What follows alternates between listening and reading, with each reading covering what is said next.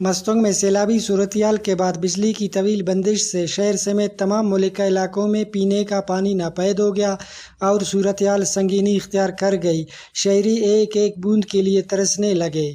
پہلے پانی سے مر رہے تھے، جو ہے نا ابھی بغیر پانی کے مر رہے ہیں۔ لہٰذا پانی جو ہے نا بالکل کسی گھر میں ابھی جو ایک بالٹی میں نہیں مل رہا ہے۔ صبح سویرے لوگ جو ہے نا یہاں سے بالٹی نہیں اٹھا کر گھر گھر جاتے ہیں، کسی کے پاس ایک گلاس پانی نہیں مل رہا ہے۔ ٹینکر مافیا جو لے کر آ رہا ہے 4000 اور 5000 میں جو ہے نا وہ فی گھر میں جو ہے نا ٹینکر مہیا کر رہے ہیں، لیکن رات سے ہم لوگ یہی سن رہے ہیں کہ وہ ٹینکروں کو والوں کو بھی کسی گڈھے سے بھر کے لا رہے ہیں۔ یہ بجلی کے مسئلے کے لیے جو ہے نا کچھ سوچے، اگر 2-3 گھنٹہ کوئٹے والوں کو مل رہا ہے تو مستونگ والوں کو کیا قصور اس میں نہیں مل رہا ہے؟ یہاں بھی ڈسٹرکٹ ہے، یہاں بھی لوگ رہ رہے ہیں، کیا وہاں پر جو خاص افسر رہ رہے ہیں یا M P A M N A رہ رہے ہیں یہاں پر نہیں رہ رہے ہیں، اس وجہ سے ان کو جو ہے نا مستونگ کو بجلی نہیں مل رہا ہے۔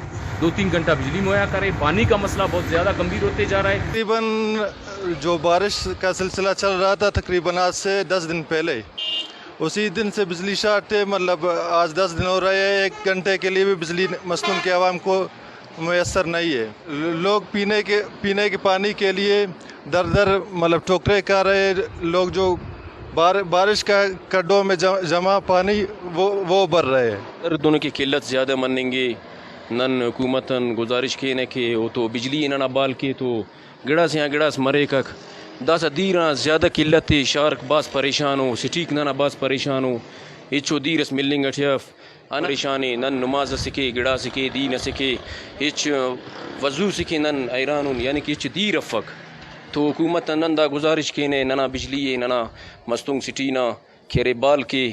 بجلی کی بندش سے واٹر سپلائی ٹیوب ویلز بند ہے۔ طوفانی بارشوں سیلابی صورتحال کے بعد اب عوام صاف پانی کی قطرہ قطرہ کے لیے سرگردان ہے۔